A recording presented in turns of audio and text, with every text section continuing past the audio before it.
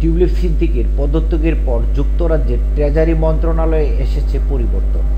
অর্থনৈতিক সচিব পদে সিদ্দিকের স্থলাভিষিক্ত হয়েছেন এমা রেনল্ডস। তিনি এর আগে ওয়ার্ক অ্যান্ড পেনশন মন্ত্রণালয়ের পেনশন মন্ত্রী ছিলেন এবং একই সঙ্গে জুনিয়র ট্রেজারি মন্ত্রী হিসাবেও দায়িত্ব পালন করেছেন। মঙ্গলবার টিউলিপ সিদ্দিকের পদত্যাগের পরপরই এই পুনর্গঠন ঘোষণা করল 10 নম্বর ডাউনিং স্ট্রিট। অপরদিকে এমা রেনল্ডসের পূর্বের দায়িত্বে নিয়োগ পেয়েছেন টরেন্স স্টেনবেল। তিনি রেজলিউশন ফাউন্ডেশন থিঙ্ক ট্যাঙ্কের সাবেক প্রধান নির্বাহী এবং অ্যান্ড মিলিব্যান্ডের সাবেক নীতি নির্ধারণের প্রধান ছিলেন। সাম্প্রতিক নির্বাচনে তিনি এমপি নির্বাচিত হন এবং পাট ম্যাকফার্লেনের সংসদীয় ব্যক্তিগত সচিব হিসেবে কাজ করছিলেন।